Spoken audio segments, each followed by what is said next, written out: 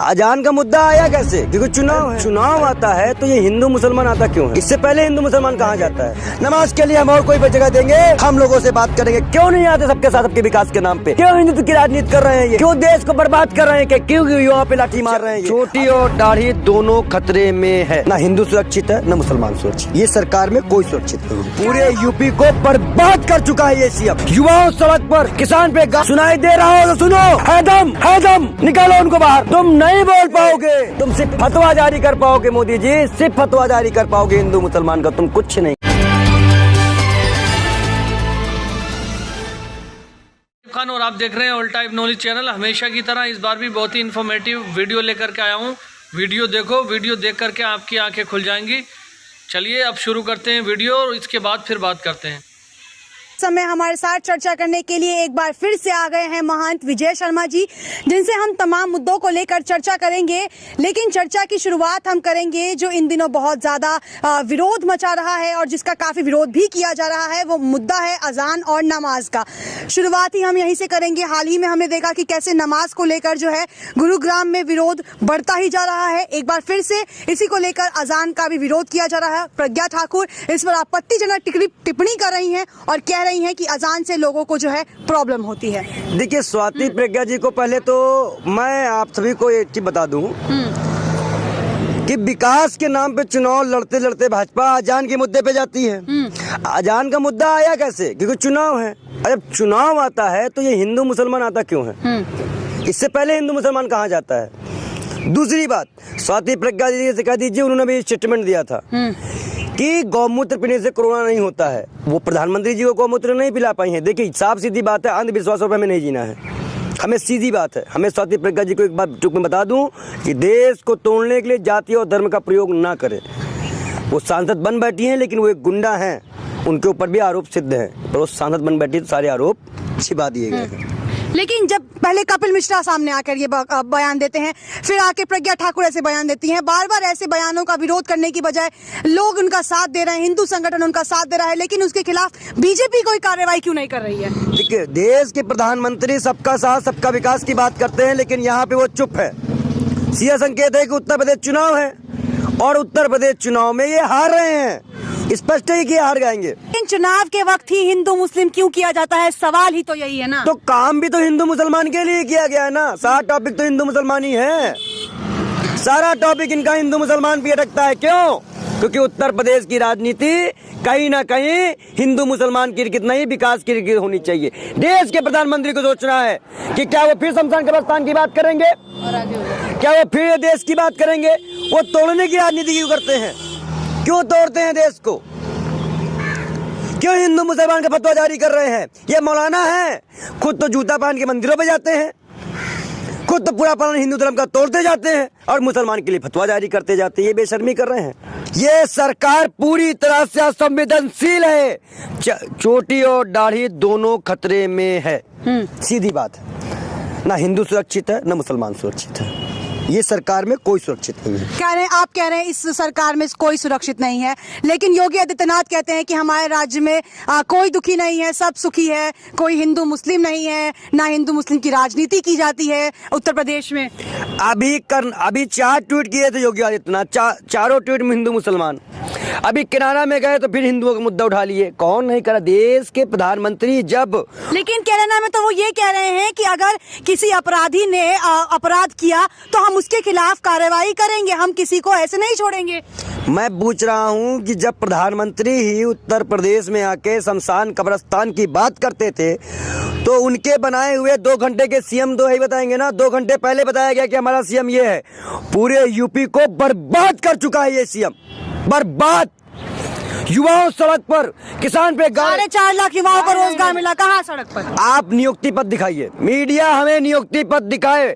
अभी 5 लाख लिखा है दिल्ली के बोर्डों में, आपने 4.5 लाख कहा और चलो ने 2.5 लाख कहा। ये पहले स्थिर भर्ती तो बता दे, कितनी भर्ती युवाओं में दी है?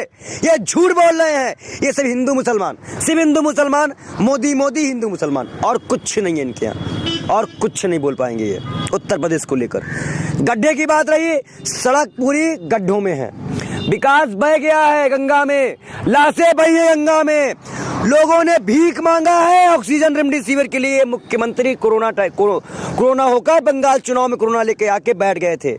इनके 6 विधायक मारे गए उत्तर प्रदेश में, 6 विधायक। ये अपने विधायक नहीं बचा पाए, बेशर्मी करते रह गए। क्या स्वास्थ्य व्यवस्था की ये बात करते तो आम की क्या बात करेंगे ये? आपको समझना पड़ेगा, सोचना पड़ेगा इस चीज को लेकर। लेकिन आप खुद भी तो संत हैं, आप क्यों विरोध करते हैं बीजेपी पार्टी का? वो तो संत के लिए हमेशा ही बयान देते रहते हैं, उनके समर्थन में उतरते हैं। नरेंद्र गिरी की हत्या पे क्या बोलेंगे आप? जांच का गठन भी तो किया गया। जांच का गठन हुआ, अब कब रिपोर्ट आएगी? पहले कहा गया पंखे से, फिर कहा गया पॉइजन से। देखिए एक चीज मैं बता दूं आपको, मैं इस सरकार से एक चीज तो पूछना चाहता हूं, जो इनके खिलाफ बोलता है वो रोक नहीं पाता। पूर्व आईपीएस के साथ क्या सुलूक किया गया था वो भी आपने देखा है। उन्होंने सिर्फ गोरखपुर चुनाव लड़ने की बात की थी। तो आप देख रहे हैं कि ये लोकतंत्र है, हम भी सेफ नहीं है। यूपीए लगा दिया जाता, त्रिपुरा घटना कोई विरोध करता यूपीए लगा देंगे आप। तो आप तो नहीं डर रहे हैं कहीं? आप डरते हैं? नहीं डरते इसलिए? मैं देखिए एक चीज बता दूं, डर के रहने वाले नहीं है। अगर ये जान से मारना चाह रहे हैं तुम्हारे, लेकिन हम लड़ते रहेंगे और बोलते रहेंगे। देखिए गरीब साधु हैं, चप्पल पहन के अपना गुजारा करते हैं। हमारे पास कोई पोशाक नहीं है। कोई योगी जी भी तो साधु संत हैं। साधु संत हैं, चश्मा लगा के घूमते हैं, बड़ी बड़ी गाड़ियों में घूम रहे हैं और देश का पैसा बर्बाद तो मुख्यमंत्री है ना, गाड़ियों में घूमे तो उससे क्या? आप मुझे बताइए, गाय जो गौशालाओं में मर रही हैं भूखे पेट, उनके लिए क्या किया गया? नमामि गंगे प्रोजेक्ट सही हो गया, सुप्रीम कोर्ट ने फटकार लगा दी, अब तो गंगा सफा कर लो। 3 मंत्री बदले गए हैं। उमा भारती से लेके जो गंगा के लेके मिशन बैठी थी, क्या प्रोपेगेंडा बढ़ा रखी है बीजेपी। जिस नाम पे विरोध की थी उसको इसने खुद कलंकित कर दिया। किसानों पे गाली से कुचल दिया गया, अडानी अंबानी को मजबूत कर दिया गया। इस देश में 6 लाख करोड़ में संपत्ति बेची गई, 6 लाख करोड़ में, और 99 लाख करोड़ 19, 20, 21 3 बार पीएम मोदी लाल किले से आह्वान कर चुके, 99 लाख करोड़ देंगे, कहाँ से देंगे? 6 लाख करोड़ में संपत्ति बेच रहे हैं। बेवकूफ समझ सकते हैं क्या जनता को? ये प्रधानमंत्री झूठ बड़ी सफाई से बोल रहा है, बड़ी स्पर्धाई से, और ये देश को बेच रहा है। चाइना के मुद्दे पे एक शब्द नहीं आता, क्योंकि 9,000 कुछ डॉलर तो ये ले चुके हैं ना। लेकिन चाइना को जो आंख है वो तो नरेंद्र मोदी ने दिखाई। अमित शाह कह रहे हैं कि चाइना पाकिस्तान और जिससे जो जीत मिल रही है वो उसके बाद ही प्रदेश में 110 घर भर चुके हैं मोदी जी। सुनाई दे रहा हो तो सुनो, है दम, निकालो उनको बाहर। तुम नहीं बोल पाओगे, तुम सिर्फ फतवा जारी कर पाओगे मोदी जी, सिर्फ फतवा जारी कर पाओगे हिंदू मुसलमान का, तुम कुछ नहीं कर पाओगे। फतवा कहाँ जारी करा? कैसी बात कर रहे हैं आप बताइए, क्यों नहीं बोल रहे गुड़गांव के मुद्दे पे पीएम मोदी कि नहीं ऐसा नहीं होना चाहिए? नमाज के लिए हम और कोई जगह देंगे, हम लोगों से बात करेंगे। क्यों नहीं आते सबके साथ सबके विकास के नाम पे? क्यों हिंदुत्व की राजनीति कर रहे हैं ये? क्यों देश को बर्बाद कर रहे हैं? क्यों युवाओं पे लाठी मार रहे हैं ये? अभी हमारे हजारों किसान भाई पे लाठी मारी गई, अभी युवाओं में बैठे हुए हैं। क्या मजाक बना रखा है देश का? इस देश के बेशर्म प्रधानमंत्री जी ने क्या दिखाएंगे विश्व को ये?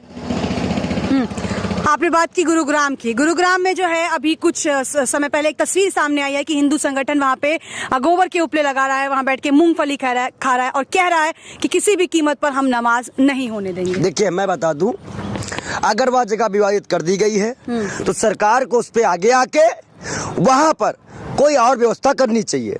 मस्जिदों में नमाज होती है, ठीक है, हमारे यहाँ भी बड़े बड़े टेंट लगाए जाते हैं पूजा पाठ के लिए, हम भी लोग जगह घेरते हैं, तो उनके लिए भी कोई व्यवस्था की जाए, लेकिन ये चीज़ें करके हिंदू मुसलमान ना किया जाए। मैं ब्राह्मण समाज की ओर से, सब समाज की ओर से आह्वान करता हूँ कि इसको हिंदू मुसलमान ना बनाया जाए।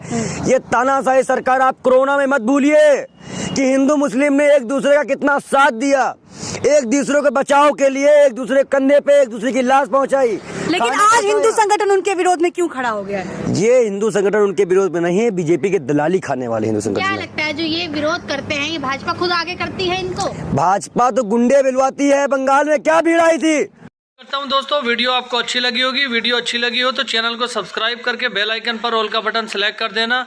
इसी तरह की और भी अच्छी वीडियो आप लोगों के लिए लेकर के आते रहूँगा, ताकि आपको जानकारी मिलती रहे, पल पल का अपडेट मिलता रहे।